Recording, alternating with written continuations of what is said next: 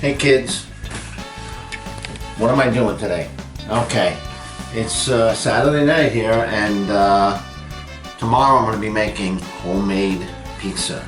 That's right, homemade pizza. So tonight I thought I'd get a head start, and I'm going to make the dough tonight. So I'm going to show you guys how to make pizza dough, which is kind of simple. Over here we have 6 cups of all-purpose flour. Now you can use bread flour. A lot of people swear by bread flour, but all-purpose flour works fine. And then I have here, this is 2.5 cups of warm water. The water should be about 100 to 110 degrees. You have to get it right if you want to activate the yeast. And I have a package of Fleischmann's active dried yeast, which is equal to about 2 1/4 teaspoons right here in this package. So this package goes into the water along with 2 teaspoons of sugar. The sugar helps activate the yeast, and 2 tablespoons of extra virgin olive oil. When you see it start to get kind of foamy like that on the top, that means the yeast is working. Alright? You can see that. That means the yeast is active and it's ready to go into our flour, which is what I'm going to do right now. Pour this into the flour. So also I added a tablespoon of kosher salt to this. You want to have a little salt to give the crust some flavor. So make a little well in the center and add your liquid. Here we go. Okay. Now we're going to start to mix this, just to get it mixed, incorporated. Then once we do that, we'll transfer it onto the tabletop and continue to knead it. Alright. It's going to be real sticky at first, don't worry about it. And just add a little more flour as you go along.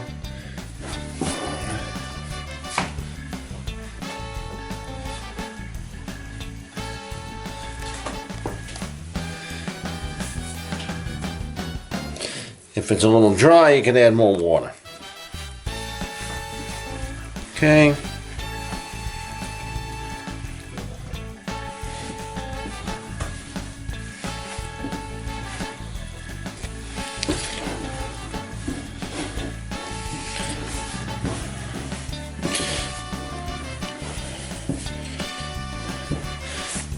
Just mix that, get it all off your hands.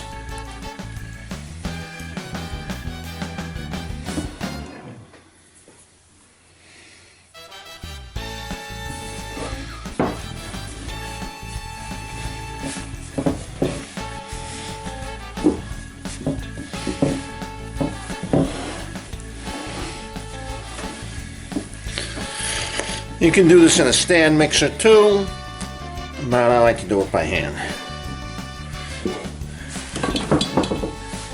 Fix the cap. Okay, coming along nicely.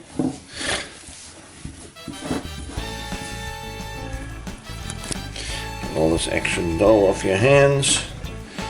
You can see it's not sticking as much, but it's still sticking a bit.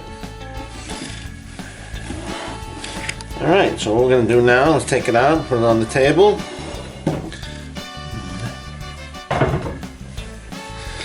And a little, throw a little flour on the surface so it doesn't stick.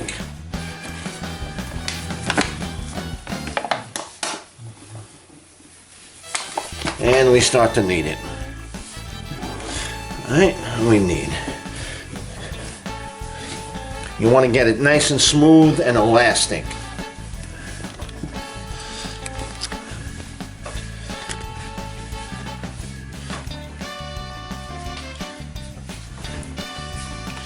And we should do this for about 5 minutes. 5 to 10 minutes.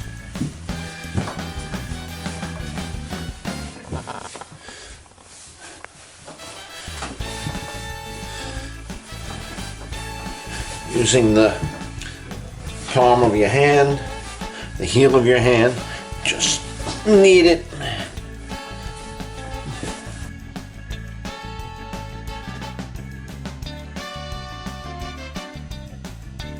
This takes a bit of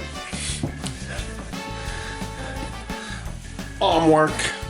You gotta stick with it though. Like I said, at least 5 to 7 minutes.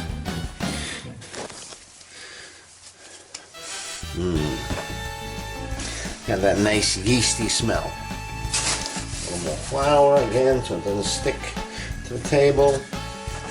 Just keep kneading it. Alright, now what we're going to do is take this bowl, a little olive oil, and you want to grease the inside of the bowl with the olive oil. Like so.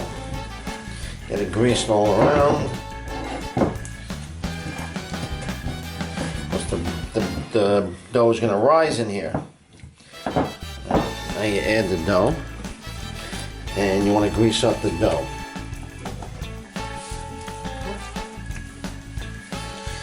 Okay, get the dough nice and greased. All right, there you go. So like I said, it's going to rise up. By the time this is done rising, it's going to come and fill this bowl almost to the top. Alright, so we got to cover that now with some, I have this dish towel here which I moistened, and I'm just going to throw that over the flour, over the dough.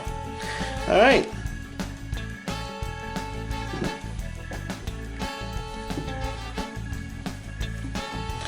Okay, and now we're going to put it aside, someplace warm, like right here should be that fine.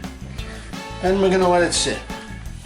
And in an hour, maybe an hour and a half, it should have risen to about double or more. And then we can punch it down. And then I'll refrigerate it, and tomorrow we'll make it the pizza.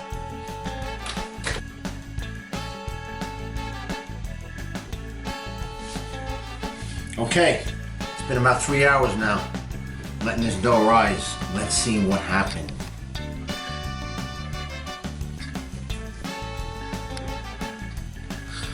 Wow! Oh. Wow! So neat. It was like half the size before. Right. Well, that's what yeast does. That's the magic.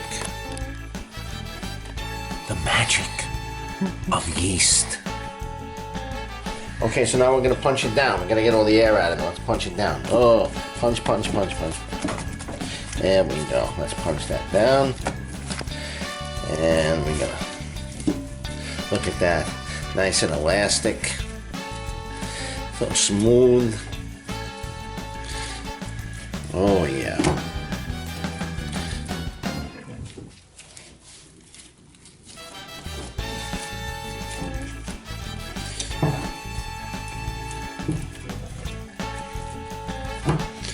Okay.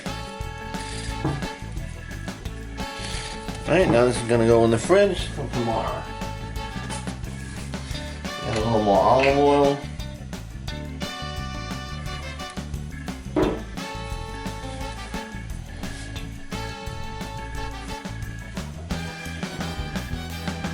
And let's put it in the fridge. And there you go. And my pizza dough is ready and waiting for me. Tomorrow, we make a pizza. So all you boys and the girls, you go to sleep early and you get plenty of sleep, because of tomorrow, we're gonna make the pizza. Hello everybody, here we are again. In my kitchen. In my kitchen, that's right. And today I am making what you have all asked for. This is what you've been waiting for. What am I making? I'm making pizza. That's right, homemade pizza. And as you can see, I've already started. This is the dough that I made yesterday. You saw that video. And this is all the dough that I made yesterday. I started rolling it out. I have my ingredients and toppings. I have my mozzarella. This is a bocconcini, or I don't know how to say that. They're little cherry tomato sized balls of fresh mozzarella. I have my pecorino romano cheese, which is a sheep's milk grated cheese, great for sprinkling on pasta and pizza. I have my mushrooms, which I sauteed earlier. Oh, these are great on pizza. I have some pepperoni. Everybody loves pepperoni on their pizza. Come on. And let me just tell you, if you don't like pizza, get on the next Virgin Atlantic shuttle to Mars, because you don't belong here if you don't like pizza. I have my mozzarella cheese. And what's missing? I have something here. Anybody else here? Oh, I have a hunk of Asiago. So we're gonna have the fresh mozzarella balls. We're gonna have a low moisture mozzarella. And we're gonna have the Asiago, which I'll grate on top, and the pecorino romano. So basically it's like a 4-cheese pizza. And then I have my sauce. Now these are San Maranzano tomatoes. Alright? These are the highest quality tomatoes you can get. They are super sweet and delicious. And, you know, not cheap either. Make sure they're certified. And what I did was, I put them in a blender. I added some olive oil, a clove of garlic, and some oregano. And I blended it together to make a nice pizza sauce. And a little salt and pepper also. Alright, so let's get started. Now, when you roll out your pizza dough, to be honest, it's not easy to get it round. I mean, those guys in the pizzerias, they know how to throw it in the air, and they know how to get a nice, perfectly round pie. But it's not necessary. It doesn't have to be round. If you can get it round, fine. More power to you. But it can be any old shape you want. It can be a long pie, or it could just be an irregular shape like this one. Okay, so I got this. Now what I'm going to do is I'm going to get my pizza, whatever this is. I forget the name.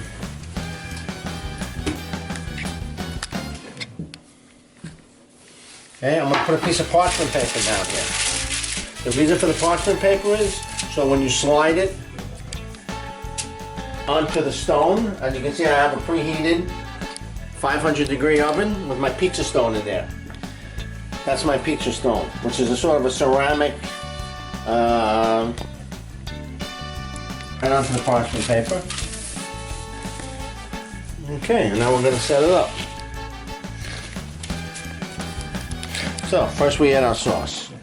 Take a ladle full of sauce, right in the middle. You don't want to overdo it. Not too much sauce, and don't go all the way to the edge. You want to leave a little bit of that crust on the edges there. Leave some room at the edges. And don't put too much. If you put too much sauce, you end up with a really soggy pizza. Put a little bit, spread it around. Okay. Next, add a little pecorino romano. Sprinkle that on.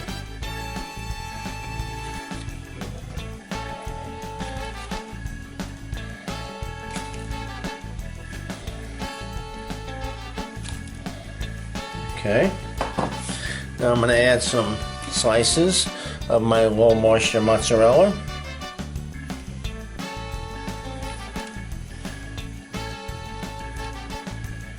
Oh yeah.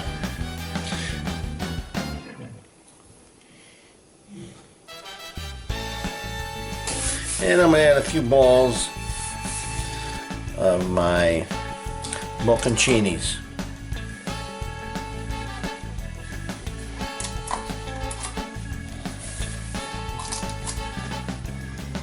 Again, you don't want to overdo it with the toppings. If you do, you're going to end up with it's going to be too much, it's going to be heavy for the crust, and you're going to end up with a mess. Okay, that looks about right. Okay, what's next? Let's see, what should we make this one? Let's make this one a mushroom and pepperoni. Okay. Oh, I forgot my Asiago cheese. Let's grate some Asiago on there.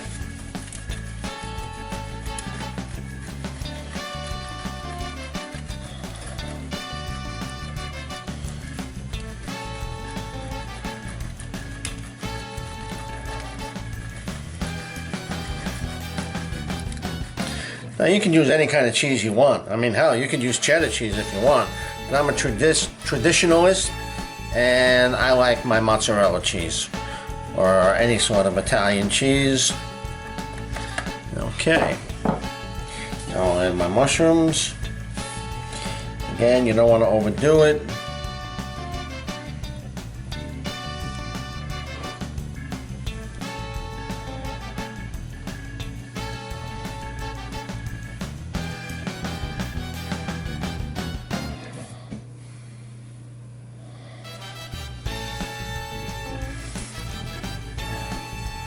Okay, that looks about right.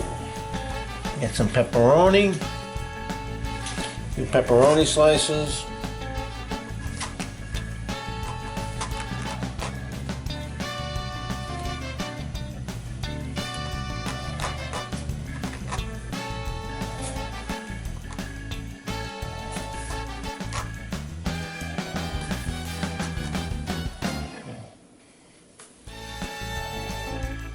Okay, and guess I got everything. That's ready for the oven. Okay, let's pop this baby in the oven. Now you open the oven and you want to slide it. Give it a little shake like that. There you go. Beautiful. Want to take another shot of that? Let's look at that in the oven, eh? And you're gonna let that cook till the cheese is bubbly and the crust is nice and brown. Okay, then we'll start in our second one.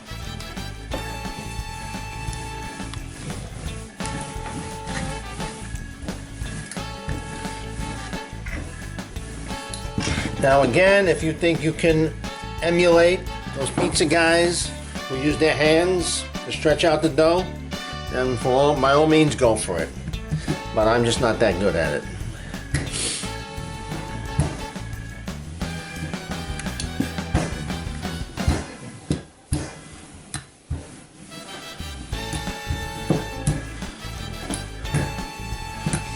Again, it doesn't have to be perfectly round. It can be a oblong pie. However you like it.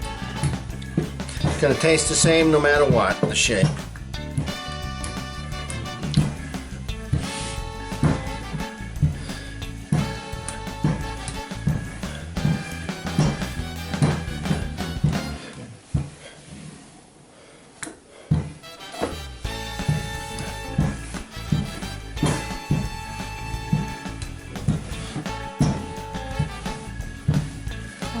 Perfect.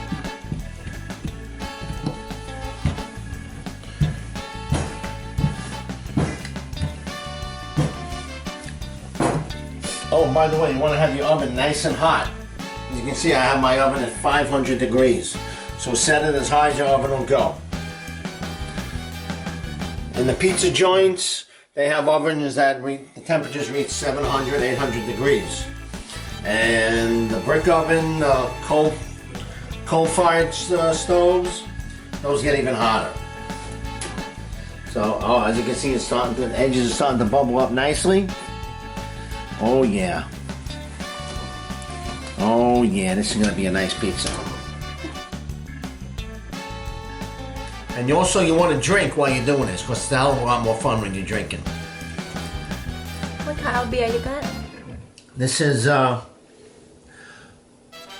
Yuengling, which I thought was a Chinese beer. And I found out it was a domestic beer. I'm really surprised. It sounds like a Chinese beer, Yuengling. But it's domestic. Alright, so we're going to let that pizza cook. Over here we have some prosciutto. That's a great topping for your pizza. And also, when it's done, arugula. Some baby arugula, throw that on top of that too. Makes it a little healthier. And then you got your fresh basil leaves too, which I'm gonna throw on at the end. Anchovies, I don't care what you people say, I love my anchovies. Anchovies are the best. All right, here's our first pie. Looking good. Ooh. Now what we want to do with that, top it with some fresh basil. You don't want to cook the basil on the pie. Put it in the end, this way you really get that flavor of the basil.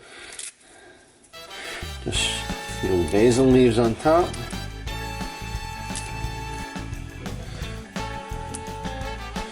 Oh yeah. Be generous with the basil. Okay.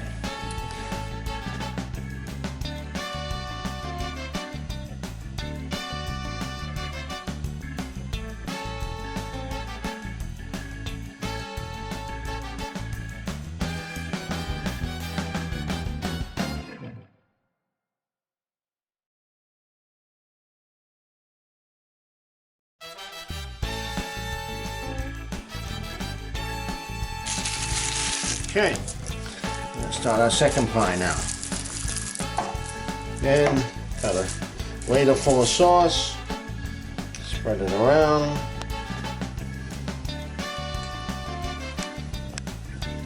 As you can see, this time I kind of rolled up the edges a bit. As I find that when you're cooking the pie, the toppings tend to like slide off as they're cooking.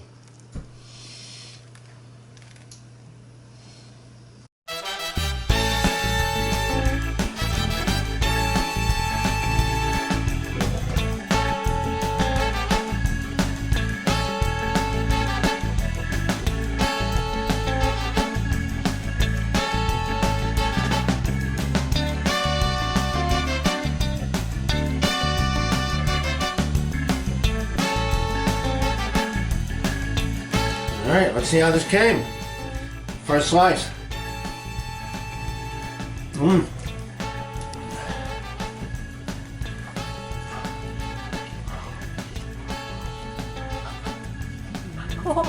Mmm. Mmm. Is it too hot? Mmm.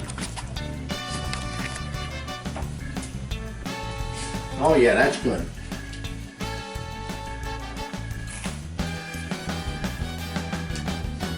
Crust is nice and thin.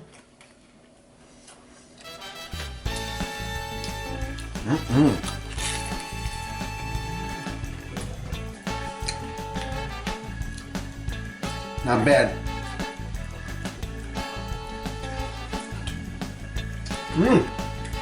This pie will be our prosciutto Arugula on top first. and arugula. Oh yeah. Nice fresh prosciutto on top.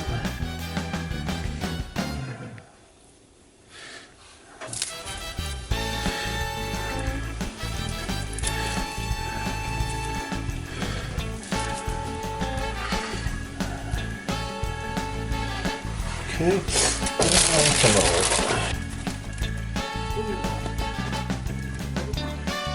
There you go.